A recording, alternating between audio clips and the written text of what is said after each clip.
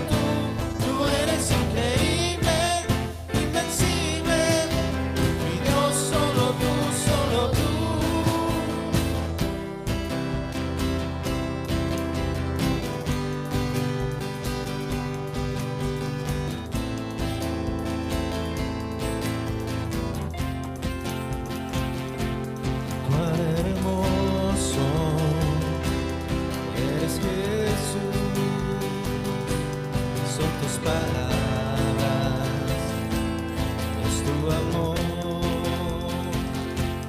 cuán glorioso eres Jesús,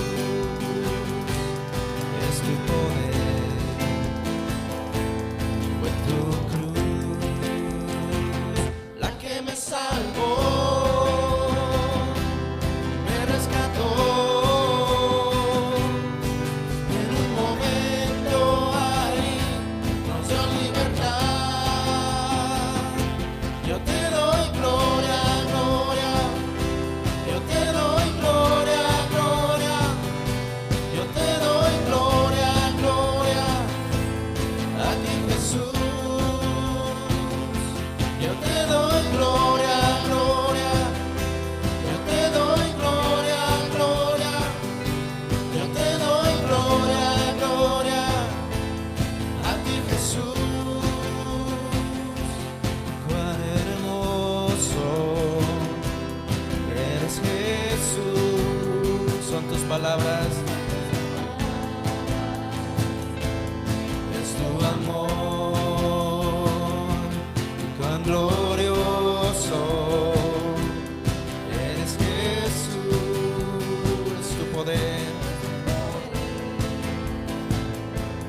Fue tu cruz la que me salvó,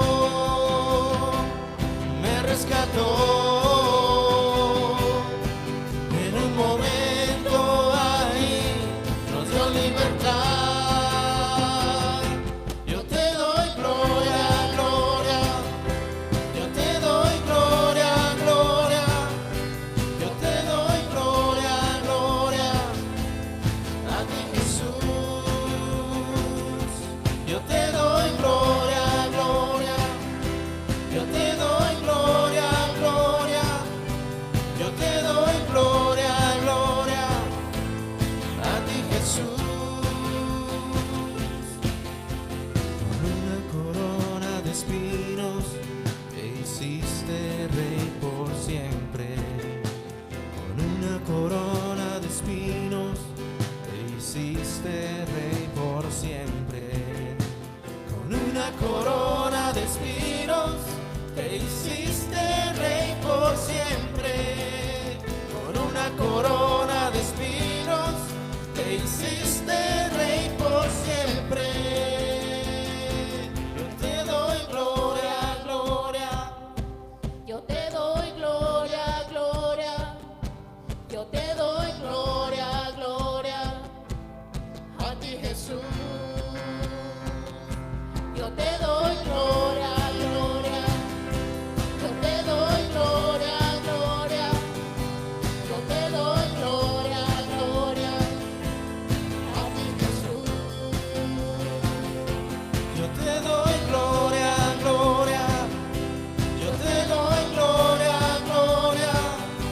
Yo te doy gloria, gloria. A ti, Jesús.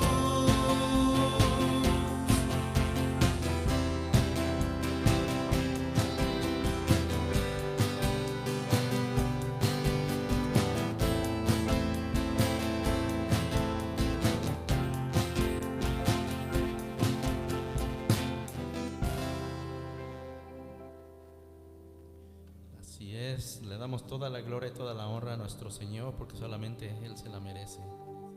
¿Sabe usted que cuando nosotros alabamos a nuestro Señor, las murallas caen, el enemigo sale huyendo? Así es que no hay mejor cosa que alabar a nuestro Señor en estos tiempos. Aún su palabra dice que la creación le alaba con todo lo que es, porque todo lo que ha sido creado, incluyéndonos a nosotros, somos para darle la gloria y la honra a nuestro Señor. Así es que cante toda la creación, honra y poder y majestad sean para nuestro Rey.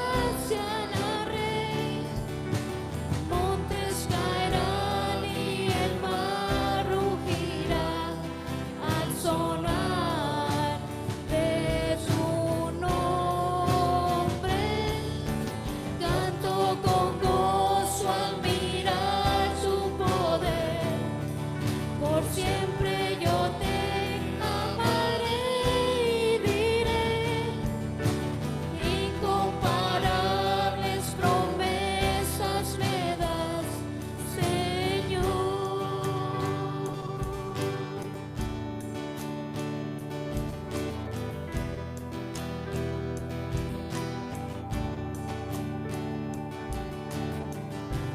Mi Cristo, mi Rey, nadie es como tú. Toda mi vida quiero exaltar las maravillas de tu amor. Consuelo, refugio, torre de fuerza y poder, todo mi ser, lo que yo soy, nunca cesé de adorar.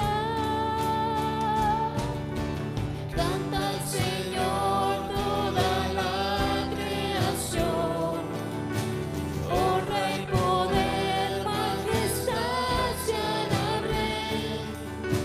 Montes caerán y el mar rugirá al sonar de su nombre. Canto con gozo al mirar tu poder, por siempre yo te amaré y diré, incomparables promesas me das.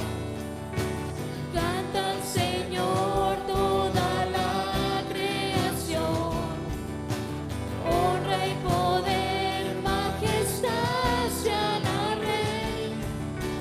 Montes caerán y el mar rugirá al sonar de tu nombre.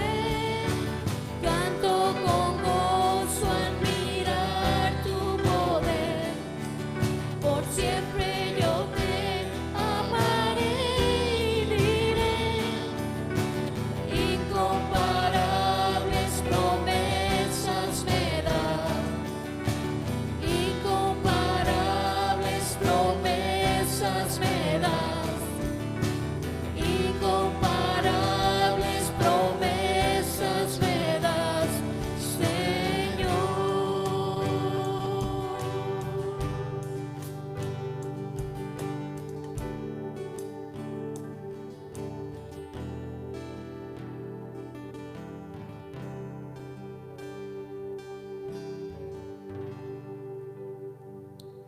Así es, Padre Santo.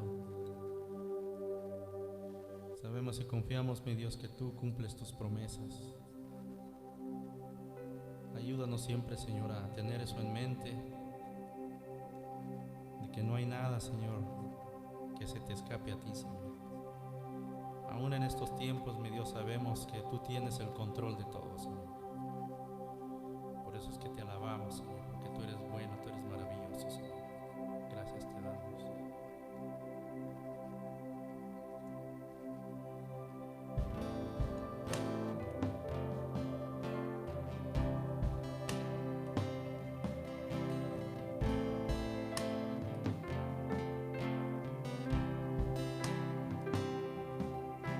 ¿Quién como tú en la tierra, oh Señor? Hermoso e inigualable es tu valor. Nada en este mundo saciará. Jesús, tu copa no se secará. Tu presencia es el cielo para mí.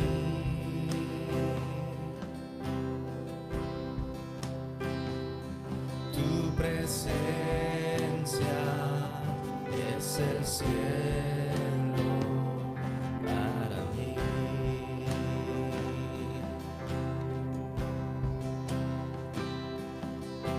tesoro de mi alma y corazón.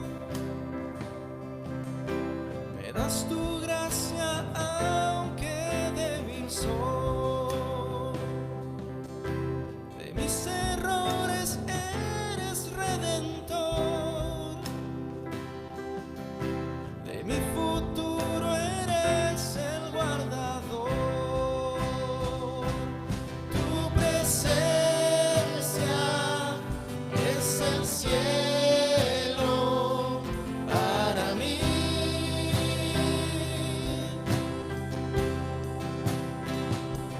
Tu presencia es el cielo para mí.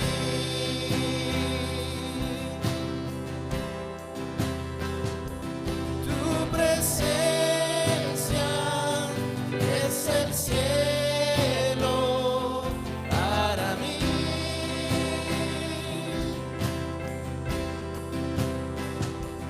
Tu presencia es el cielo para mí.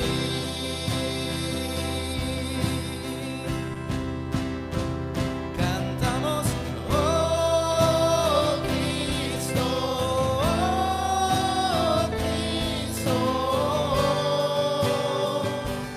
tu presencia es el cielo para mí. Oh Cristo,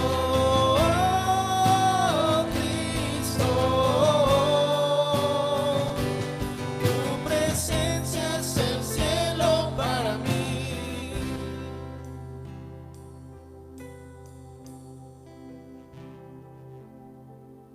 Mientras tenga vida esperaré. Cuando cara a cara te veré. Y nada en este mundo saciará. Jesús, tu copa no se secará. Jesús, tu copa no se secará. Tu presencia es el cielo para mí.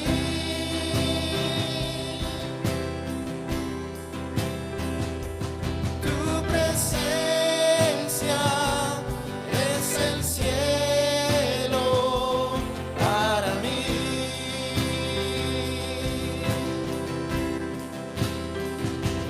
Tu presencia es el cielo para mí.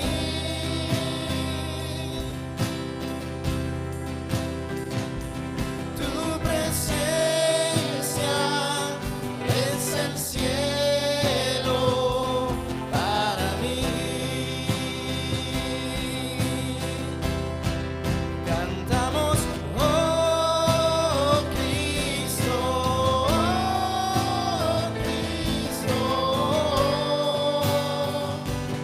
tu presencia es el cielo para mí. Oh Cristo,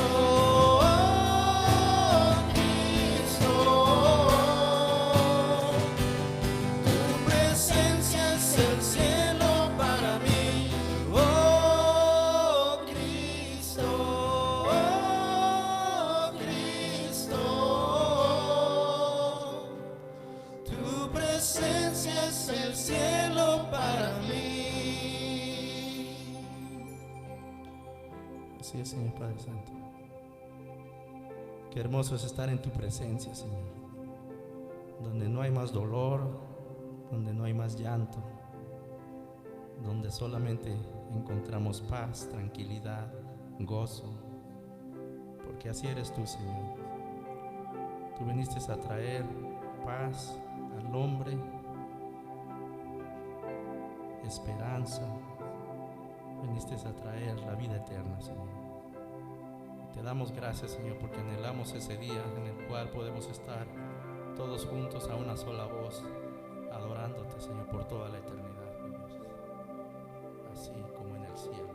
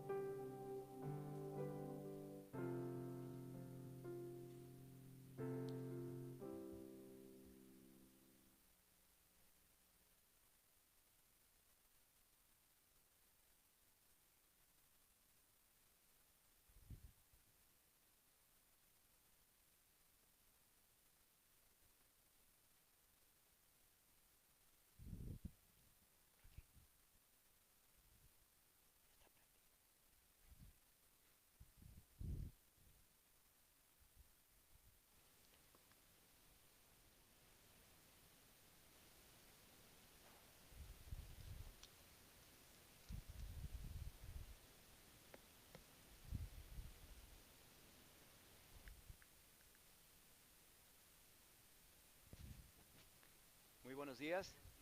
Dios los bendiga.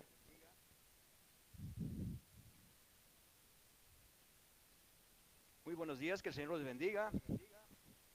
Sean ustedes bienvenidos en el nombre de nuestro Señor y Salvador Cristo Jesús. Un gusto poderlos saludar a través de estos medios y esperando que se encuentren bien en sus casitas. Es un privilegio para mí poder compartir esta mañana las Sagradas Escrituras. Hoy en esta mañana estaremos estudiando el capítulo 12 del libro de Mateo.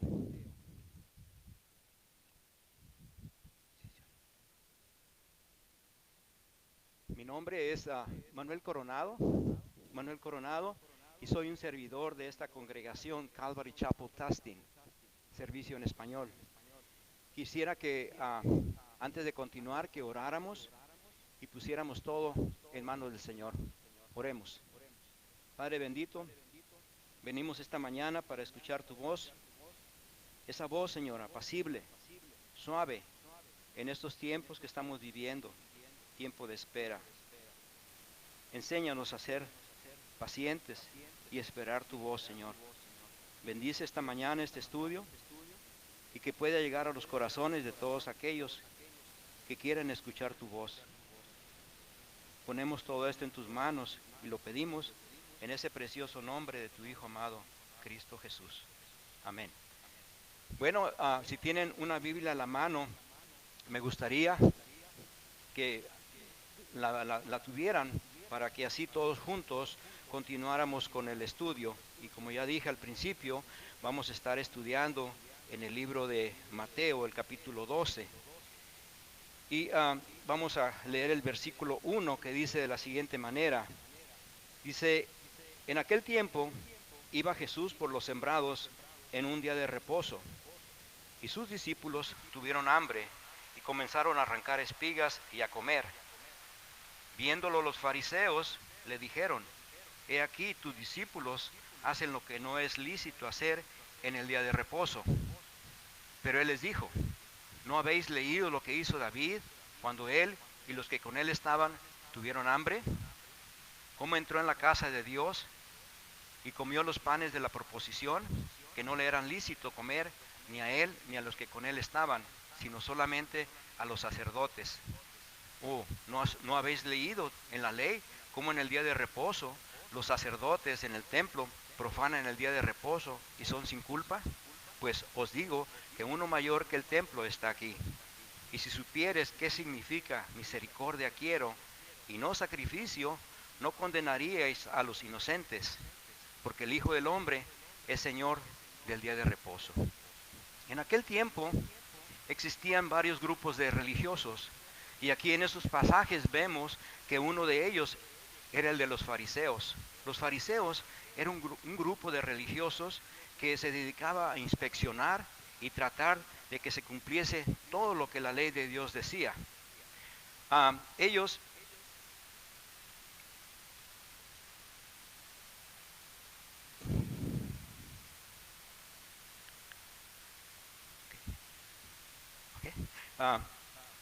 decía que en aquel tiempo existían varios grupos de religiosos, y aquí en estos pasajes vemos que uno de ellos eran los fariseos. Y los fariseos eran un grupo de religiosos que se dedicaba a inspeccionar y tratar de que se cumpliese todo lo que la ley de Dios decía.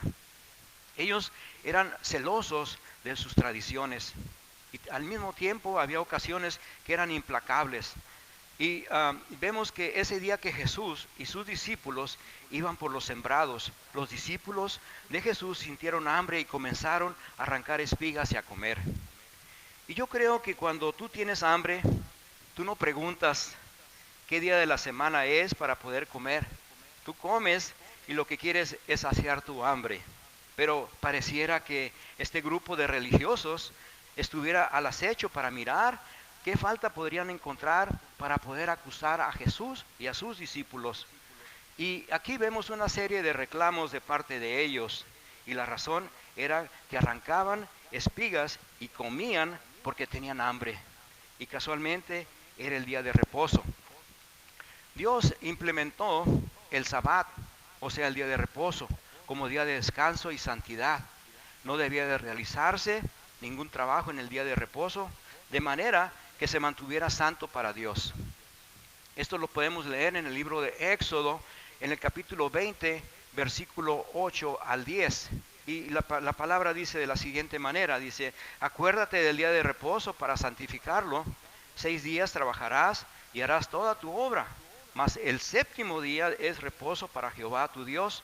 No hagas en él obra alguna, tú, ni tu hijo, ni tu hija, ni tu siervo, ni tu criada, ni tu bestia, ni tu extranjero que está dentro de tus puertas. Pero vemos que estos líderes religiosos le dieron una interpretación distinta, rigurosa, de lo que Dios verdaderamente quería. Jesús concluye aquí el argumento con otra aclaración extraordinaria de su identidad y autoridad. Les dice: sepan que el Hijo del Hombre es Señor del sábado. El día de reposo no se cumple en la escrupulosa observancia de los fariseos, sino viviendo la intención y el motivo del Sabbat, que fue diseñado para traer descanso. El Señor quiere que nosotros tengamos descanso en Él.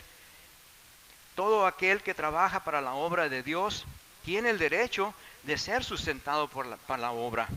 El apóstol Pablo nos hace una comparación a todos los seguidores de Jesús como un soldado. Y eso lo podemos encontrar en el libro de Corintios, Primera de Corintios, capítulo 9, versículo 7, donde dice: ¿quién fue jamás soldado a sus propias expensas? ¿Quién planta viña y no come de su fruto? ¿O quién apacienta el rebaño y no toma de la leche del rebaño? También leemos otra ley del Señor. Esta la leemos en el libro de Deuteronomio 23, 25. Dice la palabra que cuando entres en las mies de tu prójimo, podrás arrancar espigas con tus manos, mas no aplicarás hoz a las mies. Lo que está tratando de decir aquí la ley, que uno puede entrar en los sembrados y comer, pero no para cortar y llevar, únicamente para saciar el hambre. Era otra ley de Dios. Y es útil comprender que para la época del Señor, los rabíes habían agregado a la ley de Moisés una serie de leyes, llamadas la tradición de los ancianos, que no proveían del Señor. Y esto lo leemos en el libro de Marcos, capítulo 7, versículos 6 al 9. Dice la palabra, dice: respondiendo él les dijo: hipócritas, bien profetizó de vosotros Isaías, como está escrito: este pueblo de labios me honra, mas su corazón está lejos de mí. Pues en vano me honran, enseñando como doctrinas mandamientos de hombres, porque dejando el mandamiento de Dios, os aferráis a la tradición de los hombres, los lavamientos de los jarros y de los vasos de beber, y hacéis otras muchas cosas semejantes. Les decía también: bien invalidáis el mandamiento de Dios para guardar vuestra tradición. Estos hombres hacían una evaluación a Jesús conforme a sus tradiciones religiosas y se aferraban a la tradición de los ancianos. Y hermanos, quiero decirles que cuando esto sucede, la religión se convierte en un obstáculo y no un puente hacia Jesús. El Señor en el versículo 7 les dice: y si supieras qué significa misericordia quiero y no sacrificio. Esta cita la encontramos en el libro de Oseas, que dice: porque misericordia quiero y no sacrificio, y conocimiento de Dios más que holocausto. El Señor quiere que lo conozcamos a Él en vez de que ofrezcamos holocaustos. Estos hombres religiosos ignoraban lo que era tener misericordia y conocimiento de Dios. Vemos también a través de los evangelios que Jesús demostró misericordia para con todos. Los enfermos, los necesitados de atención espiritual. De igual manera, nosotros los seguidores de Cristo debemos de ser misericordiosos para alcanzar la misericordia, y debe de ejercerse con gozo, alegría y muy buena disposición. Jesús, en el capítulo anterior que mi hermano Santiago compartió, el capítulo 11 del 28 al 30, dice la palabra: venid a mí todos los que estáis trabajados y cargados, y yo los haré descansar. Llevar mi yugo sobre vosotros y aprender de mí, que soy manso y humilde de corazón, y hallaréis descanso para vuestras almas. Porque mi yugo es fácil y ligera mi carga. En estos pasajes el Señor se está refiriendo al pueblo de Israel que estaba atribulado, agobiado por las reglas religiosas que estos líderes imponían al pueblo. Y por los argumentos legales como no hagas esto, no hagas lo otro, de parte de los fariseos y líderes religiosos. El legalismo mal fundado, hermanos, siempre trae consecuencias. Surgen las frustraciones, las dudas, la inseguridad en sí mismo, el descontento, y eso hace muchas de las veces que la persona se aleje de las cosas de Dios, porque son cargas innecesarias. El Señor Jesús dijo, venid a mí. El Señor nos llama. Tal vez tú preguntarás, ¿y cuál es el punto de este llamado? Bueno, este llamado nos conduce a uno de los más grandes conceptos del cristianismo, que debe de ser enseñado, comprendido. El cristianismo es una relación íntima con la persona de Jesucristo. Esto no es un llamado a un programa ni a un sistema de religión o a una iglesia. Simplemente es llamado al discipulado a servir. El verso 29 dice, llevar mi yugo sobre vosotros y aprender de mí. Aprender. Este verso está en un verbo continuo y presente.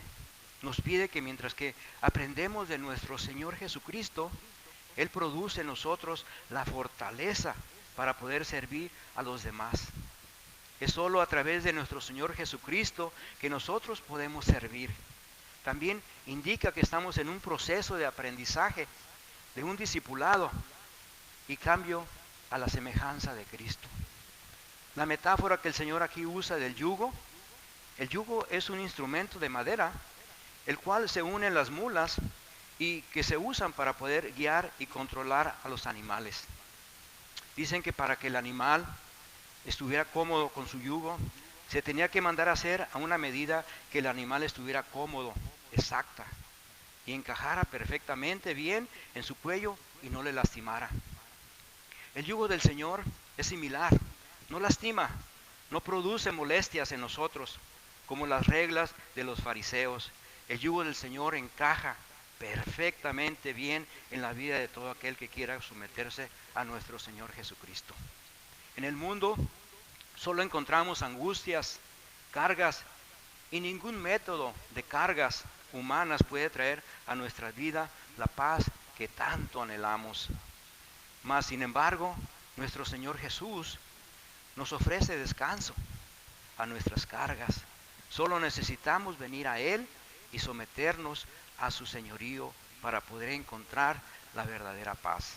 Y sigamos leyendo en Mateo 12:9, dice, pasando de ahí, después de esta confrontación que él tuvo con los fariseos, pasando de allí vino a la sinagoga de ellos. Y aquí, allí había uno que tenía seca una mano, y preguntaron a Jesús para poder acusarle, ¿es lícito sanar en día de reposo? Él les dijo, ¿qué hombre habrá de vosotros que tenga una oveja, y si ésta cayere en un hoyo en día de reposo, no le eche mano y la levante? Pues, ¿cuánto más vale un hombre que una oveja? Por consiguiente, es lícito hacer el bien en los días de reposo. Entonces dijo a aquel hombre, extiende tu mano. Y él extendió y le fue restaurada sana como la otra. El Señor, vemos que aquí regresa una vez más a la sinagoga de ellos en busca de los necesitados, sin importarle el odio de ellos. Y el tema que genera discusión entre ellos es el día de reposo. En el pasaje que leímos anteriormente, el Señor Jesucristo terminó afirmando que el Señor es aún del día de reposo. A los judíos que escuchaban esto, no les quedó ninguna duda que con esta declaración estaba reclamando la posición de Dios. Y el Señor es Dios. El Señor dejó bien claro que el sábado fue creado para el bienestar de los seres humanos. Y por esta razón, cualesquier interpretación de la ley que convierte el día de reposo en una carga o que impida de la manifestación de la misericordia divina hacia Él está fuera del propósito original de Dios. No está en los planes de Dios que se acumulen o se pongan cargas sobre las personas. Y luego seguimos leyendo en Mateo 12:14, y salidos los fariseos tuvieron consejo contra Jesús para destruirle. Sabiendo esto, Jesús se apartó de ahí y le siguió mucha gente y sanaba a todos. Les encargaba rigurosamente que no le descubriesen. Dice la palabra de Dios que les encargaba rigurosamente que no le descubriesen, o sea, que no revelaran los milagros que había hecho en ellos. En estos momentos no era propicio revelar su identidad como el Hijo de Dios y hubiera estorbado para su misión aquí en la tierra. Es por eso que el Señor les advertía que no les descubriesen. El Señor estaba consciente que los judíos esperaban a un Mesías que los libertara del imperio romano, pero Jesús había venido a libertar al pueblo del imperio de la muerte por el pecado. Para que se cumpliese lo dicho por el profeta Isaías cuando dijo: He aquí mi siervo a quien he escogido, mi amado en quien se agrada mi alma. Pondré mi espíritu sobre él y a los gentiles anunciaré juicio. No contenderá ni voceará, ni nadie oirá en las calles su voz. La caña cascada no quebrará y el pábilo que humea no apagará hasta que saque a victoria el juicio. Y en su nombre esperarán los gentiles. Dice la palabra, mi siervo escogido. Revela aquí un carácter de mansedumbre y justicia y verdad. Jesús es el siervo escogido, por quien se agrada el Padre, y dice que pondrá su espíritu sobre él, y él traerá justicia a las naciones, y corregirá los errores cometidos por cada uno de nosotros, y a todos los gentiles anunciará salvación y vida eterna. Dice la palabra, no contenderá ni voceará, ni nadie oirá en las calles su voz. Los fariseos habían llevado un consejo para planificar su muerte. Todo porque había sanado a un hombre con una mano seca durante el día de reposo. El Señor Jesús no respondió con ira contra ellos. No lo vemos gritando a Jesús. No le importaba a él vengarse de los fariseos. Jesús era de un espíritu apacible. Dice Isaías que no contenderá, ni voceará, ni nadie oirá su voz en las calles. Aquí la metáfora que vemos de una caña quebrada y una mecha que apenas arde, enfatiza que el siervo cuidará compasivamente a los que han sido maltratados y están a punto de expirar por culpa del abuso. Aquí son imágenes que tienen relevancia de los acosados, indefensos, y a los agotados y cargados, que no solo están oprimidos por las fuerzas invasoras extranjeras de Roma, sino también por las cargas legalistas de las autoridades de Israel. El progreso de la justicia del siervo sufriente no quebrantará a los que son maltratados, tampoco asfixiará a los que están prácticamente sin recursos. En su lugar, proporcionará la victoria suprema para los que respondan a la invitación para entrar a los reinos de los cielos. El Salvador no viene a forzar a nadie para que entres a su reino. No viene con una personalidad fuerte, bulliciosa, abrumadora. Lo vas a escuchar hablar con una voz quieta y apacible. Mateo dice que se fue fuera de la ciudad y continuó con su ministerio. Entonces, el 12:22 voy a leer, dice: entonces fue traído a él un endemoniado, ciego, mudo, y le sanó, de tal manera que el ciego y el mudo veía y hablaba.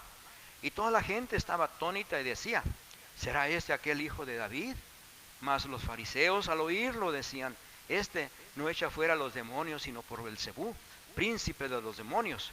Sabiendo Jesús los pensamientos de ellos, les dijo: todo reino dividido contra sí mismo es asolado, y toda ciudad o casa dividida contra sí misma no permanecerá. Y si Satanás echa fuera a Satanás, contra sí mismo está dividido. ¿Cómo pues permanecerá su reino? Y si yo echo fuera a los demonios por Belcebú, ¿por quién los echan vuestros hijos? Por tanto, ellos serán vuestros jueces. Pero si yo por el Espíritu de Dios echo fuera a los demonios, ciertamente ha llegado a vosotros el reino de Dios. ¿Por qué? ¿Cómo puede alguno entrar en la casa del hombre fuerte y saquear sus bienes si primero no le ata y entonces podrá saquear su casa. El que no es conmigo, contra mí es, y el que conmigo no recoge, desparrama. El diablo tiene un reino, hermanos, y su reino no está dividido. Un reino dividido no puede permanecer, ni tampoco una familia dividida. Sabemos que existen dos reinos en el mundo. Uno es el diablo, que tiene un reino no legítimo, sino de usurpación, pero ahí está. Y el reino de Dios también está tomando control por medio de la obra de Cristo. Leemos un poco en Lucas 11:21, donde dice, ese es el versículo paralelo al que acabamos de leer. Dice: cuando el hombre fuerte, armado, guarda su palacio, en paz está lo que posee. O como quien dice, está tranquilo. ¿Y quién es el hombre fuerte y armado? Bueno, es el diablo. Leemos en Pedro, en primera de Pedro 5:8, dice: ser sobrios y velad, porque vuestro adversario, el diablo, como león rugiente, anda alrededor buscando a quien devorar. Y ya dijimos a quién se está refiriendo la palabra cuando habla del hombre fuerte, que es el diablo, y su armamento en quien él está confiado. El armamento del diablo es el engaño, su crueldad, las tentaciones, los falsos testimonios, el orgullo, la codicia, la presunción, la mentira y las blasfemias y muchas más. Dice que él guarda su palacio. El palacio de Satanás es el corazón del pecador no arrepentido que está sin Cristo. Pero cuando viene otro más fuerte que él y le vence, le quita todas sus armas en las que estaba confiando y reparte el botín. El hombre más fuerte es nuestro Señor Jesucristo, que vino para deshacer las obras de Satanás.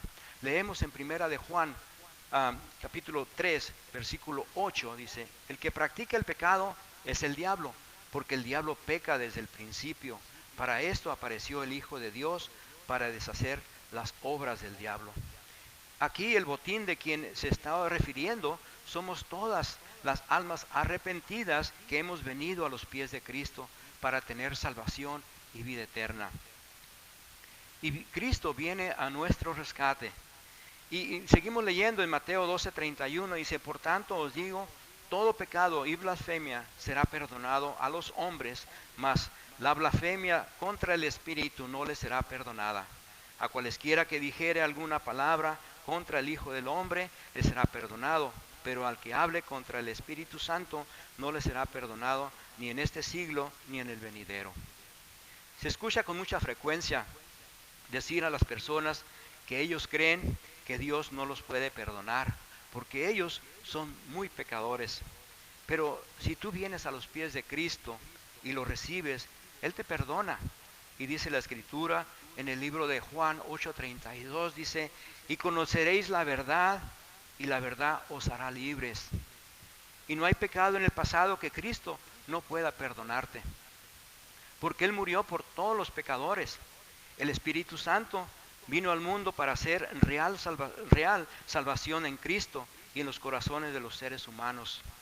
Pero si tú resistes a la obra redentora del Espíritu Santo, cuando Él te está hablando, ya no habrá perdón, porque habrás rechazado la salvación que el Espíritu Santo puede hacer efectiva, la regeneración y la restauración en tu vida. Solo hay un remedio para la enfermedad del pecado, y ese remedio es el Espíritu Santo. Si tú te resistes o te niegas, ya no habrá remedio. Esta es la única manera en que un pecado no puede ser perdonado hoy. El pecado imperdonable es negar al Espíritu Santo, o sea, no recibirlo en tu corazón. Sigamos leyendo. Mateo 12:33 dice: o hacer el árbol bueno y su fruto bueno, o hacer el árbol malo y su fruto malo, porque por el fruto se conoce el árbol. Generación de víboras, ¿cómo podéis hablar lo bueno siendo malos? Porque de la abundancia del corazón habla la boca. El hombre bueno de buen tesoro del corazón saca sus buenas cosas, y el hombre malo del mal tesoro saca malas cosas. Mas yo os digo que de toda palabra ociosa que hablen los hombres, de ella darán cuenta en el día del juicio. Porque por tus palabras serás justificado, y por tus palabras serás condenado. El árbol es un símbolo del hombre, o sea, del creyente, que al cultivar su fe y seguir la guía del Espíritu Santo, pueden dar buen fruto de arrepentimiento, de bendición, pero para el creyente que no abandona los deseos de la carne, sus frutos siempre serán malos y amargos. El Señor Jesús profundiza un poquito más acerca de la condición de estos religiosos. El corazón representa nuestros pensamientos y dice la Escritura que porque del corazón salen los malos pensamientos, los homicidios, los adulterios, las fornicaciones, los hurtos, los falsos testimonios, las blasfemias, y estas cosas son las que contaminan al hombre. Jesús dijo que estas cosas malas vienen de nuestra naturaleza interna. No son accidentes ni errores, demuestra lo corrupto que somos en nuestra condición de nuestra naturaleza caída. El Señor nos advierte lo importante que es cuidar nuestras palabras, de la manera que uno se expresa, y toda esta palabra dicha por nuestra boca, daremos cuenta en el juicio venidero. Dice Mateo 12:38, dice: entonces respondieron algunos de los escribas y de los fariseos diciendo: Maestro, deseamos ver de ti señal. Él respondió y les dijo: la generación mala y adúltera demanda señal, pero señal no le será dada, sino la señal del profeta Jonás. Porque como estuvo Jonás en el vientre del gran pez 3 días y 3 noches, así estará el Hijo del Hombre en el corazón de la tierra 3 días y 3 noches. Los hombres de Nínive se levantarán en el juicio con esta generación y la condenarán, porque ellos se arrepintieron a la predicación de Jonás. Y he aquí, más que Jonás en este lugar. La reina del sur se levantará en el juicio con esta generación y la condenará, porque ella vino de los fines de la tierra para oír la sabiduría de Salomón. Y he aquí, más que Salomón en este lugar. Ellos piden señal, y el término que estos hombres usaron para maestro es equivalente a decir rabí. Era un título que se usaba en señal de respeto. Era un respeto aparente de parte de los religiosos, sin ninguna reverencia. Decían ellos: deseamos ver una señal, pero la verdadera intención de su corazón los delataba. Los religiosos pedían señal para excusar su incredulidad. Ellos habían sido testigos oculares de los milagros que el Señor estaba haciendo.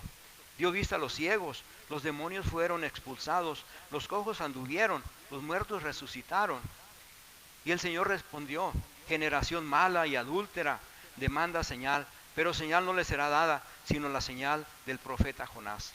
Jesús sabía que estos hombres no iban a creer porque su corazón era malo. Mas sin embargo, Jesús les dijo que solamente dejaría una señal que comprobaría la veracidad de sus palabras, y era la señal del profeta Jonás. Aunque parecieran respetuosos, el solo hecho de no recibir el mensaje y pedir señales era un acto de incredulidad de parte de ellos. Ellos tenían una fe carnal que dependían de señales o lo que podían ver. Y dice la palabra en el libro de Hebreos capítulo 11 versículo 1: es pues la fe, la certeza de lo que se espera, la convicción de lo que no se ve. Tenemos que tener la certeza de lo que hemos creído, que Cristo murió en la cruz del Calvario para perdón de nuestros pecados, y que al tercer día resucitó y está sentado a la diestra de Dios Padre. Y esa era la única señal que el Señor les daría. Porque así como 3 días y 3 noches estuvo Jonás en el gran pez y luego volvió a salir vivo, también 3 días y 3 noches estará el Hijo del Hombre en las entrañas de la tierra para después resucitar. El tiempo que Jonás pasó en el vientre del gran pez era una tipología profética de lo que ocurriría a Jesús luego de morir en la cruz, descendiendo a las entrañas de la tierra, aunque esto no había ocurrido aún. Jesús lo compartía, revelando el propósito de su resurrección. El arrepentimiento de Nínive avergonzaría a los judíos por no arrepentirse. Los habitantes de Nínive se levantarían en el juicio contra esta generación. Y luego dice Mateo 12:43, dice: cuando el espíritu inmundo sale del hombre, anda por lugares secos buscando reposo y no los halla. Entonces dice: volveré a mi casa de donde salí, y cuando llega la haya desocupada, barrida y adornada. Entonces va y toma consigo otros 7 espíritus peores que él, y entrados moran allí, y el postrer estado de aquel hombre viene a ser peor que el primero. Así también acontecerá a esta mala generación. Cuando tú te arrepientes de todo tu corazón, Dios te está ofreciendo un nuevo comienzo. Así como a Jonás, una segunda oportunidad le brindaba. Leemos en el libro de Jonás, capítulo 3, versículo 1, dice, vino palabra de Jehová por segunda vez a Jonás, diciendo, levántate y ve a Nínive, aquella gran ciudad, y proclama en ella el mensaje que yo te diré. Esto demuestra el sorprendente amor de Dios a su pueblo rebelde. Esta parábola representa el caso de la iglesia y la nación judía. También es aplicable a todos los que oyen la palabra de Dios y se reforman en parte, no por completo. Cristo quiere que tú te arrepientas de todo corazón y le sirvas. Cuando tú te reformas solo en una parte, el espíritu inmundo se va por un tiempo, pero cuando vuelve, leíamos en el 45, dice, y toma consigo otros 7 espíritus peores que él, y entrados moran allí. Y dice, moran allí, y el postrer estado de aquel hombre viene a ser peor que el primero. Así también acontecerá a esta mala generación. Dice, el espíritu malo regresa y se da cuenta que el Espíritu de Dios no está allí para impedirle entrar. El corazón está barrido, adornado, y todo corazón es la residencia de los espíritus inmundos, salvo los que son templo del Espíritu Santo. Y vemos que en estos tiempos existían dos poderes, uno era el político y el otro el religioso. El político, preocupado por perder su reinado ante la popularidad de Jesús. El religioso, queriendo ser liberado del yugo y opresión de las autoridades romanas. Jesús les ofrecía esa liberación de ese yugo, pero lo rechazaron. Es por eso que la Escritura dice, a los suyos vino y los suyos no lo recibieron. Estos líderes religiosos no podían entender del gran amor que Dios tiene para todos nosotros, que no quiere que nadie se pierda, sino que todos vengamos al arrepentimiento. Ellos estaban cegados con sus tradiciones, costumbres, cargas legalistas de las autoridades religiosas, pero Jesús había venido a libertar al pueblo de la esclavitud, del pecado y dar vida eterna. El arrepentimiento comienza con creerle a Dios. Mientras nosotros creemos en Él y su palabra, tenemos el poder de cambiar nuestras vidas conforme a su voluntad y dejar esas cargas en Él y venir a Él. Y ya para terminar, Mateo 12:46 dice, mientras Él aún hablaba a la gente, he aquí su madre y sus hermanos estaban afuera y le querían hablar. Y le dijo uno, he aquí tu madre y tus hermanos están afuera y te quieren hablar. Respondiendo él al que le decía esto, dijo, ¿quién es mi madre y quiénes son mis hermanos?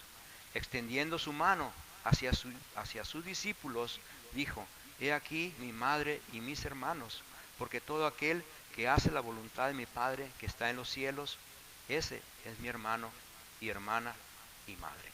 Oremos, hermanos. Padre bendito, venimos ante ti, Señor, para primeramente pedirte que tu palabra haya penetrado hasta lo más profundo de los corazones esta mañana, Señor. Así como la lluvia cae y ablanda la tierra y hace que la semilla germine y da vida a la planta para que dé su fruto, así será la palabra de Dios que penetra y ablanda el corazón del hombre. Padre bendito, te pedimos, Señor, que esta mañana así haya caído tu palabra. Y te lo pedimos todo esto, Señor, en ese precioso nombre de tu Hijo amado, Cristo Jesús. Amén.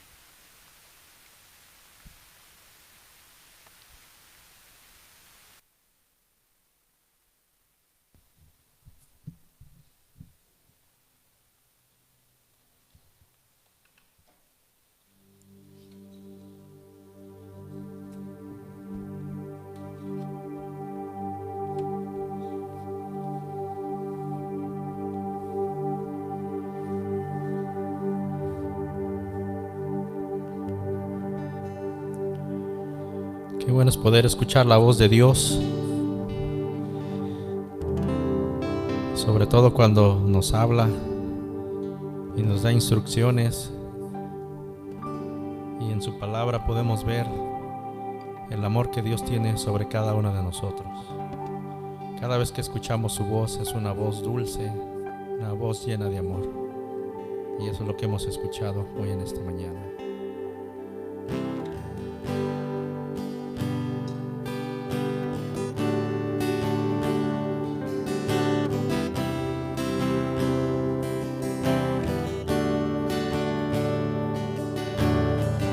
Quiero escuchar tu dulce voz, rompiendo el silencio en mi ser. Sé que me haría estremecer, me haría llorar o reír,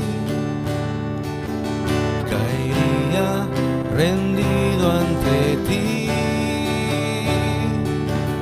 y no podría estar ante ti escuchándote hablar sin llorar como un niño, y pasaría el tiempo así sin querer nada más que escucharte hablar. Así es, Señor. Es nuestro mayor deleite escucharte hablar.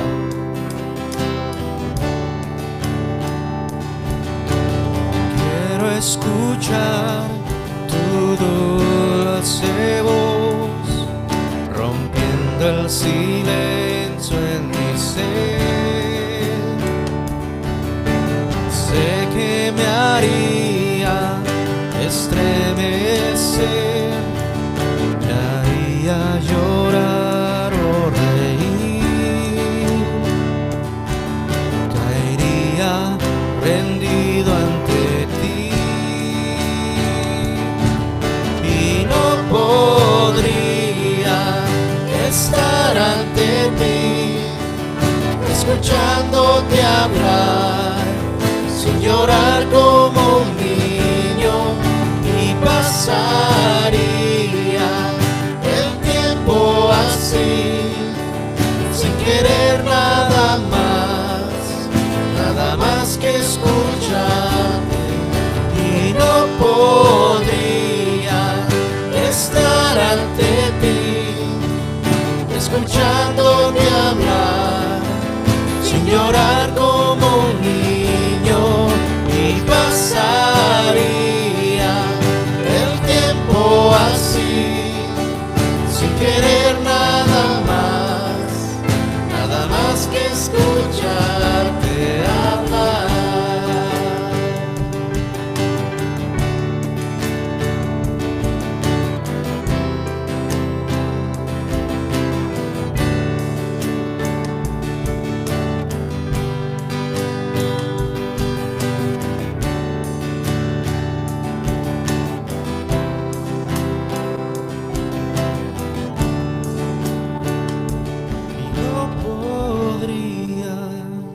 Estar ante ti, escuchándote hablar, sin llorar como un niño, y pasaría el tiempo así, sin querer nada más que escucharte hablar. Sí, Señor Padre Santo. No nos cansamos de escuchar tu voz, Señor, de alabarte, Señor, de exaltar tu nombre, Señor, porque para eso nos has creado, Señor, para alabarte, Señor, para darte a ti toda la gloria y toda la honra que solamente tú te mereces, Señor. Gracias te damos por este tiempo, Señor, que nos has permitido estar reunidos, Señor, cada quien en su lugar, en su casita, Señor, y nosotros aquí, y poder alabarte juntos, Señor. Gracias te damos en nombre de tu Hijo Jesús. Amén. Bueno, que pase un feliz día y no se le olvide sintonizarnos el miércoles a las 7. Tenemos noche de alabanza, así es que prepárese para ese día. Dios les bendiga.